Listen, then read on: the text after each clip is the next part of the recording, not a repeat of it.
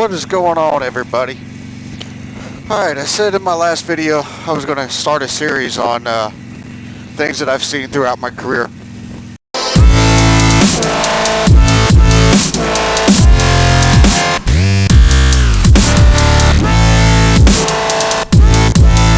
One of the calls that I remember, we got a call from our local hospital to discharge a patient to a nursing facility. Well, normally the nursing facility is the one that calls us to set up the transport, because they know when, you know, their nurses and everything can accept the patient and things like that. So I call the nursing facility just to give them kind of, okay, yeah, you know, we're expecting the patient. We didn't know that when the patient was going to be ready, so yeah, whenever you guys can get over there and get them, you know, that's great. So we ended up calling the hospital back, setting up a transport time, and we show up to go move the patient. We set up the transport, and we go pick up the patient, and we get there and show up at the patient's room, and we're talking to the family members, saying, hey, you know, we're here to pick them up and take them over to the facility, and you know, we'll be leaving here in just a few minutes. I said, you know, we'll be right back. I'm gonna go get the nurse just to make sure everything's ready to go, and get some help and move him over onto the stretcher. Now the patient's nurse finally shows up. About 5 or 10 minutes later, she comes in and she says, what are you doing? I said, well, we're here to take this patient over to the nursing facility. And the nurse kind of looked at me and laughed, and she says, are you serious? I said, yeah. I said, case manager set up transport, said the patient was ready to go, and here we are. I said, the facility's expecting them. And the nurse looked at me, and the nurse said, no, patient can't leave. I was like, okay, well, why not? And the nurse says, well, the patient's going to have 3 toes amputated in the morning. She said, I didn't know anything about this patient. They needed a bed for the emergency room. So they saw this patient had been sitting there, or had been in the hospital for, you know, 3 or 4 days, maybe a week. And the case manager decided, well, I need the bed, so I'm just going to go ahead and discharge this patient, and we'll call it a day. This happens on a regular basis. These are the things that happen. And it's, you know, really in my line of work, if you didn't laugh, you beat your head against the wall until your brains came out. And it's just one of those frustrating things. Another incident we had a hospice patient that we showed up to transport a hospice patient, and we get up there, and the nurse comes out, and you know, I'll get to the room, and there's no patient. And to the nurse, I said, hey, where's my patient? And they're like, well, that patient left. And I said, well, where'd that patient go? And she's like, well, I don't know. I said, well, wait a minute. I said, what do you mean you don't know where the patient went? She goes, I don't know who picked up the patient, and I don't know where they went. She says, aren't you supposed to be taking this patient to a rehab facility? I said, no, this patient is supposed to be going to the hospice house. Well, come to find out that the rehab facility had dispatched their driver.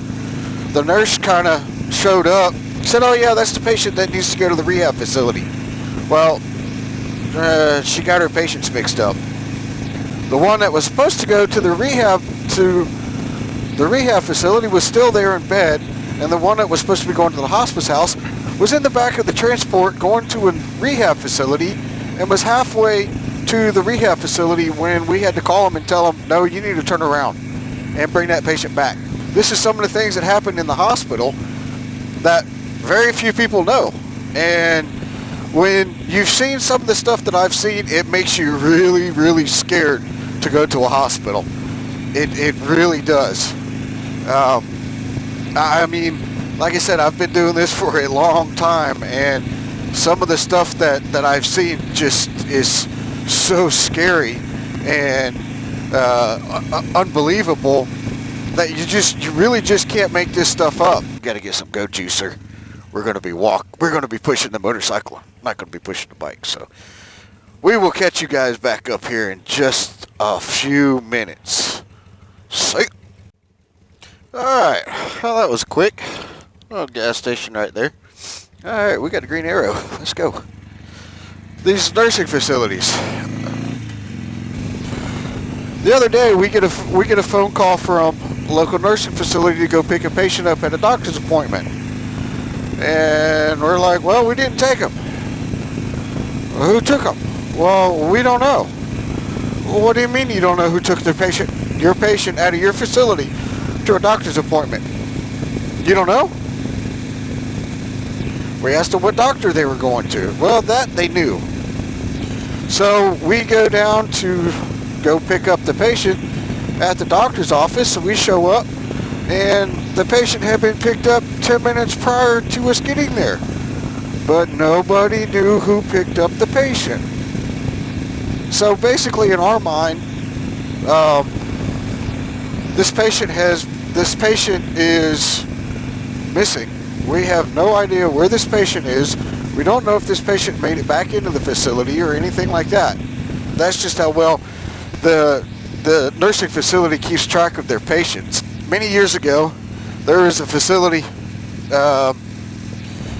in Ocala where they had, I believe the patient was either had dementia or had full-blown Alzheimer's. I don't remember which, but the patient ended up walking out of the facility, and the patient got lost. So of course they initiate a search. We mount up a search party, stuff like that. You know, possible last known direction of travel.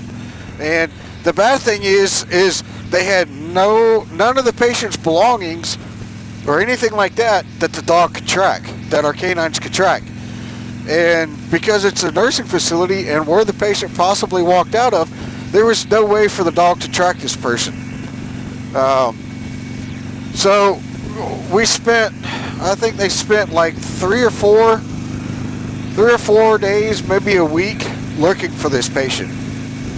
Well, about 2 weeks later, one of the kitchen staff or janitorial staff or something was taking garbage out to the dumpster, and they smelled this extremely foul odor.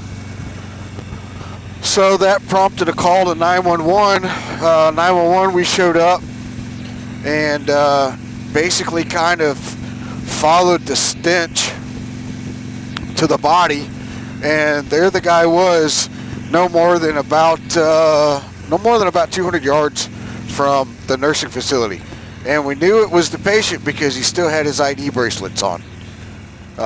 And his, I think he was in a hospital gown. So, he was in a hospital gown with shorts on or something like that. So, I mean, we knew this was the guy. ID bracelet identified him and stuff like that. And you know, that was the one that walked away that wasn't found. Another facility in the area, the patient walked off.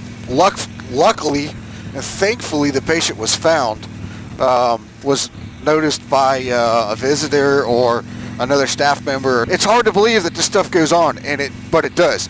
You don't ever hear about it because it'll never make the paper. And you know, these big corporations, the corporations that own some of these facilities, you know, they have the money to basically kind of keep it hush hush, and I mean, it's really bad business. And for the most part, most of them are really, really good. They take real good care of the loved ones and of the patients and stuff like that.